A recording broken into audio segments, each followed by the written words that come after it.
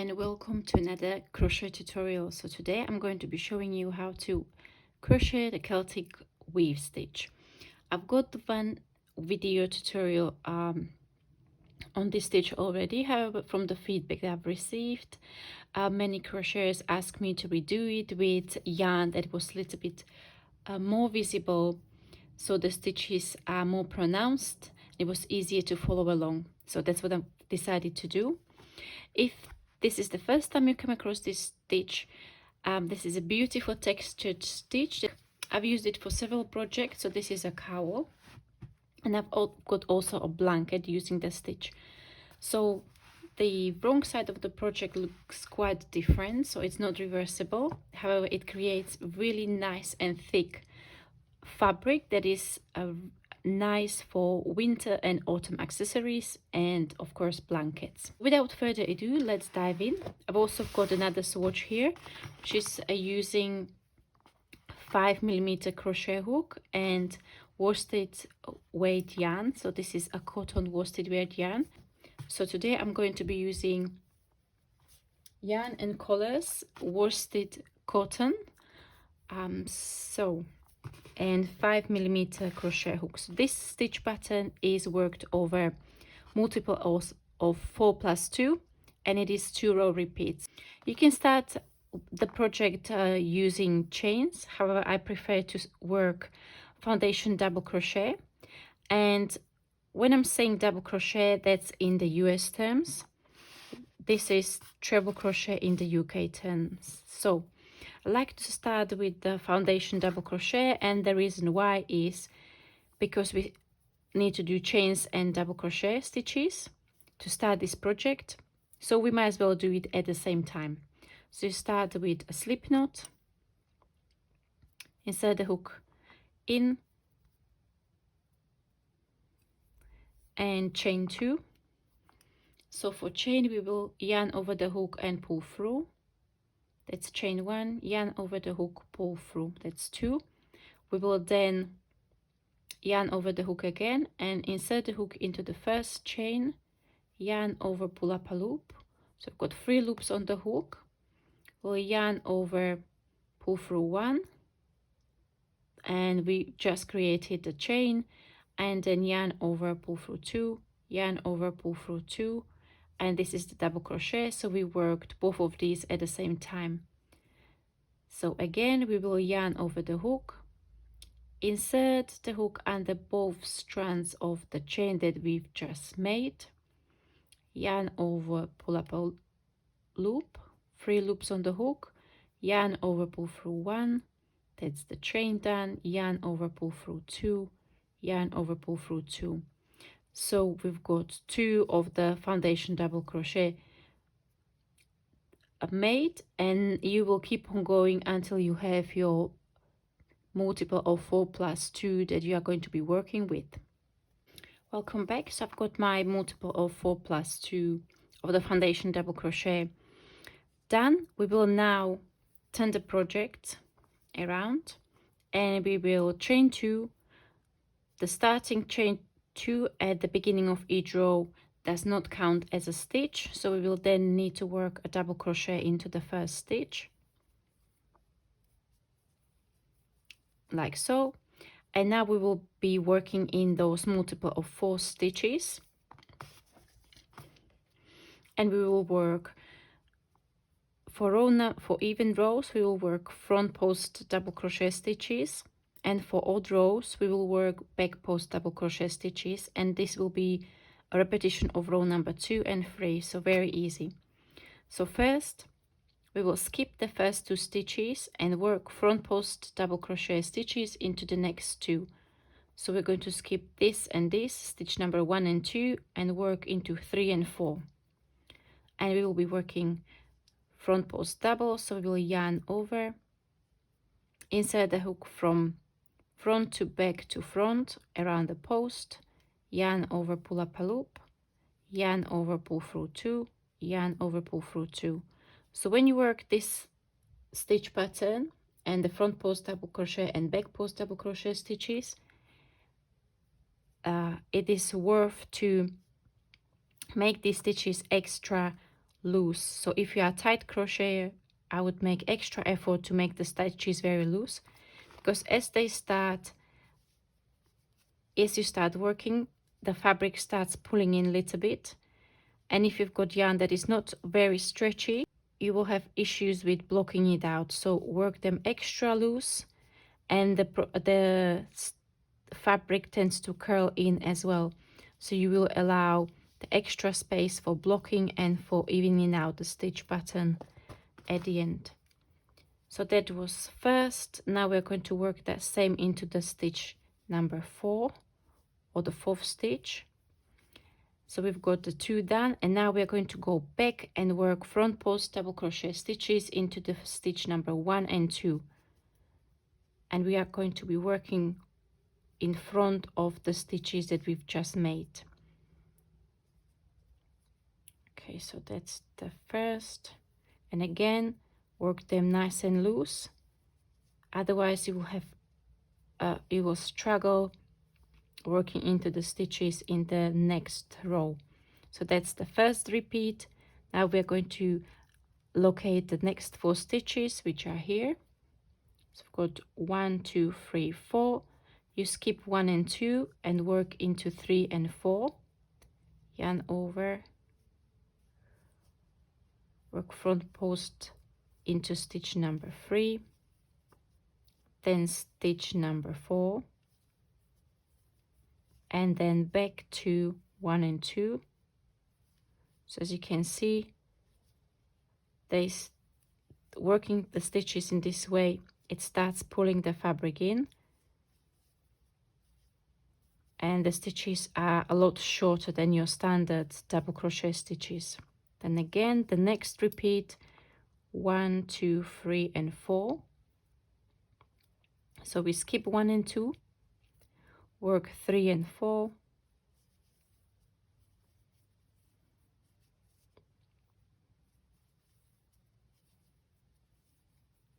and go back to 1 and 2.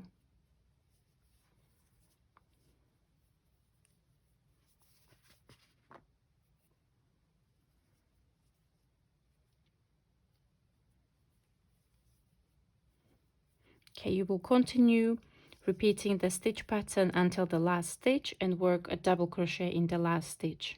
So now I'm at the end of my row. We'll work my last double crochet stitch into the very last stitch, like so, and then turn your work around, chain 2. This doesn't count as a stitch, so we will need to work a double crochet into the first stitch. And now we will work the back post double crochet stitches. So at the moment, the small swatch or the project doesn't look like anything like this texture. This is because the stitch pattern or this interwoven stitch pattern start to emerge after few rows. So this has got lots of rows, so you can see it, the beautiful texture. This small swatch, the blue swatch, has got 2 repeats of the basic row repeat, so you kind of can start seeing how the stitches align and create a texture. But after the first row, even after the second and third row, it would still not look much like the final stitch pattern, so don't worry about that. You will need to just keep on going with it.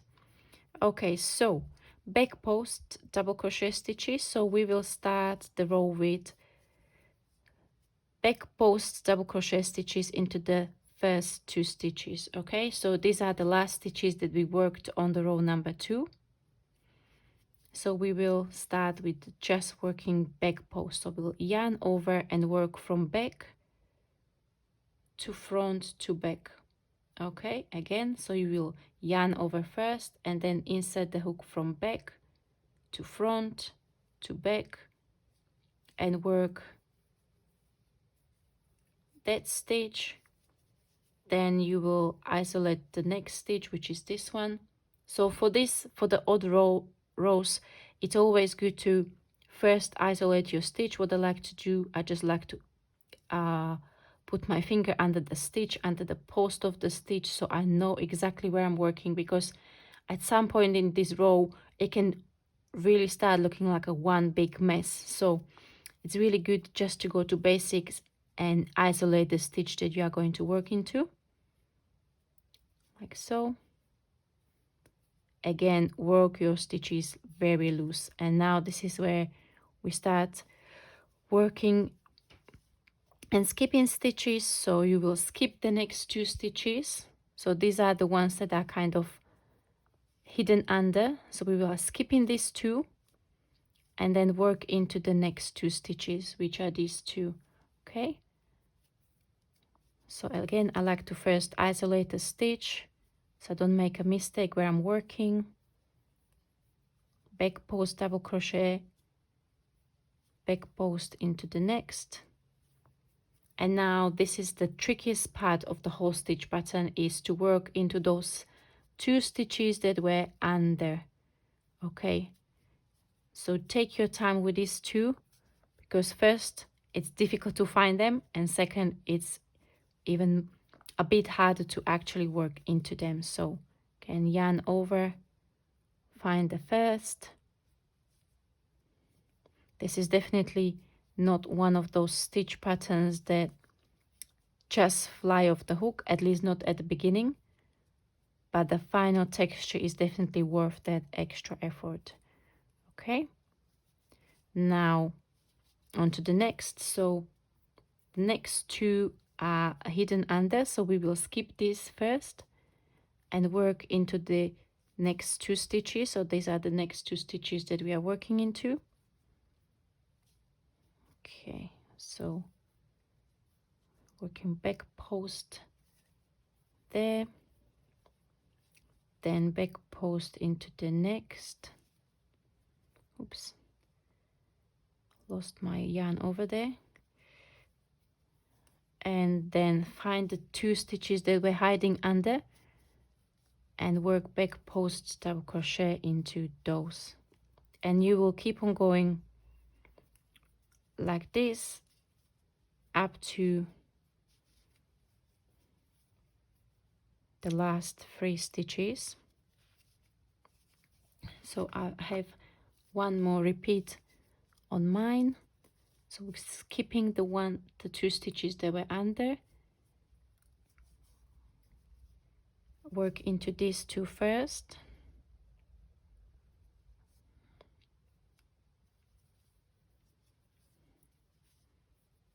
One and 2, like so. And find those 2 hiding under there. Yarn over into this. 1, and then the next one.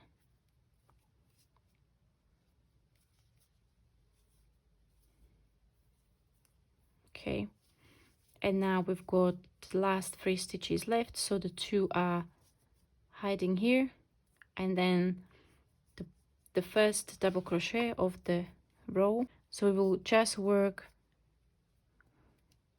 2 back post double crochet into the next 2 stitches,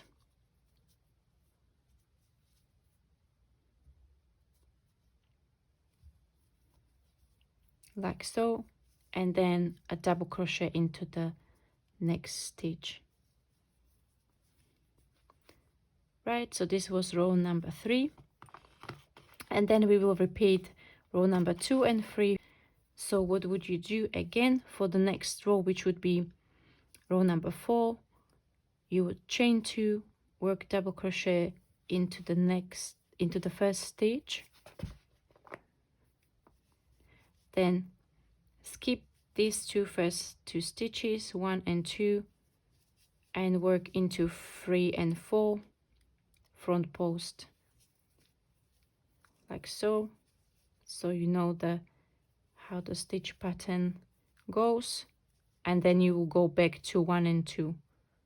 So you go back here, work 1 and 2. So the only difference in this row is that in row number 2 we worked into stitches that weren't post stitches yet. They were only double crochet stitches. So it was very easy to locate your 1 and 2, 3 and 4. While with this row you need to be from now on a little bit more careful, because 1 and 2 are the stitches that are hiding behind the stitches at the front. So your 1 and 2 is here, they're hiding at the back. 1, 2, and 3 and 4 are at the front. Okay, so 3 and 4 are at the front, 1 and 2 are at the back. So again, you would go to 3 and 4, front post doubles, and then you need to find your 1 and 2 hiding behind, and you would work front post into 1 and 2. And that's all there is to your Celtic weave stitch. Okay, so you will just keep on going with this until the last stitch and double crochet there. So after a few rows, got 2 repeats here, it starts to look a bit nicer, and after a lot of rows it will start to look beautiful. Thank you very much for watching. I hope you find this tutorial helpful, and let me know in the comment section below if you've got any further queries about the Celtic weave stitch, and I'll see you in the next video. Bye bye.